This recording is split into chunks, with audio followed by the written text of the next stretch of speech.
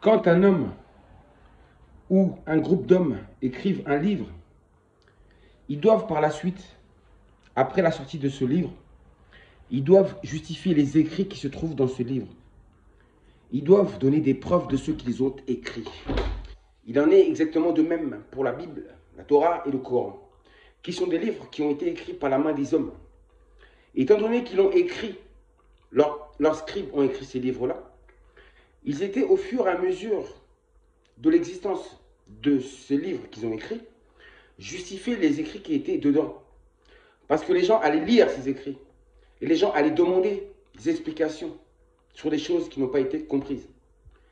Et c'est exactement ce que subit le Vatican, la Mecque, tous les sièges des religions qui existent. Ils subissent cela. Ils sont obligés de justifier à leurs disciples à chaque fois les écrits. Ils sont obligés de justifier à l'humanité les écrits qui se trouvent dans leurs livres. Vous avez compris ce que je veux dire? Il faut justifier. Donc, ils ont passé leur temps pendant des années, des siècles, à justifier leurs écrits. À justifier ou à donner des preuves de leurs prophéties, par exemple, qui sont annoncées dans les écrits. Quand, par exemple, ils parlent de l'Apocalypse, ils sont bien obligés de justifier cela. De justifier ces écrits par rapport aux choses qui se passent dans la vie réelle. Et c'est souvent là qu'il y a le problème. Quand vous comparez les écrits avec ce qui se passe dans la réalité, en face de vous, et là, vous allez voir qu'il y a des choses qui collent faux. C'est ce raisonnement, c'est cette façon de raisonner que vous devez absolument avoir. Et là, c'est comme ça que vous allez comprendre tous leurs pièges. Car les religions, n'oubliez pas que Dieu a créé l'homme, mais ce sont les hommes qui ont créé les religions. Les religions, ce sont des outils qui servent d'instruments. Non, ce sont plutôt des instruments pour contrôler l'esprit de la population. Pour contrôler le spirituel. C'est un instrument de manipulation spirituelle, selon moi. Parce que déjà, dans un livre qui serait écrit par Dieu, il n'y aurait pas d'erreur, il n'y aurait pas de confusion, ce serait clair, limpide, fluide comme l'eau de roche. Et ce qui n'est pas le cas. Tout ce que l'homme a écrit, on y trouve toujours confusion, erreur, etc., etc. Ça ne peut pas être parfait. Vous voyez ce que je veux dire? Et regardez maintenant comment ils ont voulu justifier, par exemple, leurs écrits. Parce que n'oubliez pas que ces livres-là, en fin de compte, appartiennent aux puissants de ce monde, à ceux qui nous dirigent, à ceux qui nous gouvernent. Donc, regardez par exemple comment ils ont fait pour justifier toujours leurs écrits. Par exemple, quand il se passe des catastrophes naturelles partout autour du monde, ils disent que cela est lié à la Bible, forcément. Quand il y a des tremblements de terre, ils disent que forcément c'est lié à la Bible. Ils nous font croire qu'actuellement il y a beaucoup de tremblements de terre partout autour du monde, des catastrophes naturelles partout autour du monde, parce que c'était écrit ainsi, qu'à la fin des temps, ça serait féroce et terrible. Bref. Ensuite, ils ont voulu aussi justifier une scène qui se trouve dans la Bible. Dans la Bible, on parle d'un cavalier qui monte un cheval pâle. Et ce cheval pâle symbolise la mort. Et que le pouvoir lui était confié sur la population mondiale. Donc lui, il annonce en réalité la mort. C'est ce qui est écrit dans la Bible. Maintenant, lors de la cérémonie d'ouverture des JO, on y a vu une représentation qui est complètement religieuse. Donc de là, vous pouvez comprendre qu'en réalité, le sport, la religion et la politique sont mêlés. Ils sont liés. Il ne faut surtout pas les séparer. C'est-à-dire que les hommes politiques se servent aussi de la religion pour gouverner, pour manipuler. Vous comprenez? Ils utilisent aussi la religion, les hommes politiques. Et donc, c'est pour ça qu'ils ont utilisé la religion lors de cette cérémonie d'ouverture d'un événement plutôt sportif. C'est pour ça que je vous dis que le sport est lié à la religion. Et là, ils nous ont fait, on a eu lieu, c'est-à-dire à un spectacle. Nous avons vu défiler à Paris un cavalier montant un cheval de couleur blanc pâle. Étrange. Ce que la Bible écrit, eux, ils le justifient justement dans notre monde réel en faisant lors de cette cérémonie. Et tout de suite, je suis parti sur les réseaux sociaux, YouTube et tout ça, voir des grands pasteurs, chrétiens, catholiques. Ils ont saisi tout de suite l'occasion pour en parler. Et en disant que ce cheval, ce chevalier, ce cavalier qui a défilé sur le cheval blanc pâle, est un signe de malheur. Qu'à partir de là, dorénavant, nous allons voir la mort s'amplifier partout autour du monde. C'est étonnant. Parce que franchement, quand tu lis la Bible, on s'imagine des choses. Et en réalité,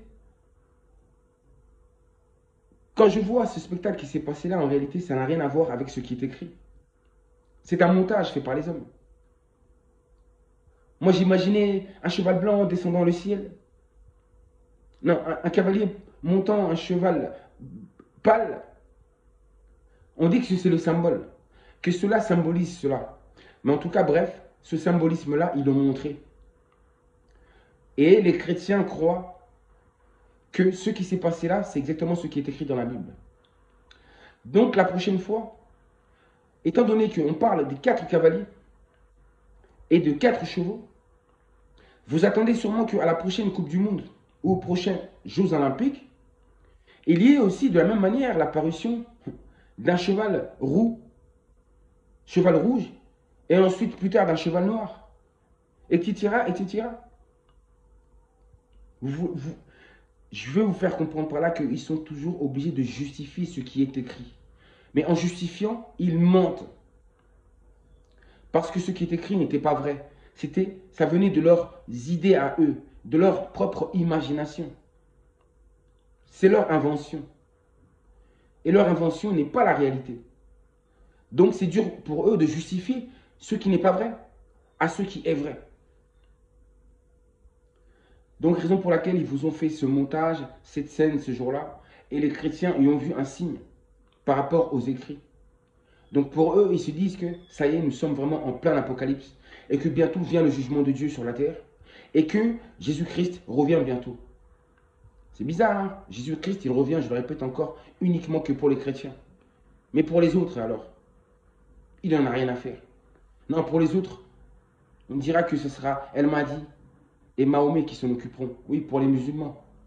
Et pour les protestants ou les catholiques, ce sera la Vierge Marie qui s'en occupera, etc., etc. Donc, tout ça, ce n'est que du cinéma.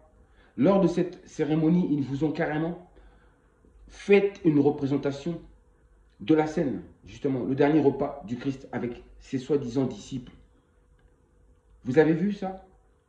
La politique, le sport est relié avec la religion. Ce sont des outils de divertissement. Non, excusez-moi, de divertissement. Le sport, c'est un divertissement. C'est pour divertir vos esprits. Les religions aussi, c'est une forme de divertissement, mais spirituel, où on vous empêche de penser réellement. Ensuite, il y a la politique. C'est pour vous gouverner, pour vous diriger, pour vous soumettre. Tout simplement. Donc, moi, c'est ça que j'ai compris. Vous ne pouvez pas vous fier à 100% aux écrits par la main des hommes. Vous ne pouvez pas. Les religions sont les créations de l'homme, tout le monde le sait. Ce n'est pas la création de Dieu. Dieu, c'est l'unité. Il n'est pas la division. Tandis que justement ces diverses religions créent la division. Combien de familles se séparent ou sont brisées à cause justement de ces diverses croyances, des façons de penser différentes qui ont été reçues par influence et non pas par choix personnel. Vous devez choisir par vous-même et vous devez réfléchir par vous-même. Ils seront toujours obligés de se justifier. C'est pour ça que les prêtres se justifient toujours. Ils essaient de trouver des miracles. À chaque fois qu'il se passe quelque chose d'extraordinaire de la vie, ils vont toujours trouver l'excuse en disant que ceci est un miracle. Ils recherchent tout le temps des miracles à gauche, à droite, pour justifier leurs écrits. C'est ce qu'ils font tout le temps, regardez bien. Ils cherchent toujours des choses pour pouvoir justifier leurs écrits. Mais ça va être difficile. Combien de temps ils vont tenir encore? Mais là, je pense que c'est la fin. Ils n'arriveront plus à justifier parce que de plus en plus de choses sont dévoilées. Et donc, pour moi, c'est la fin des religions.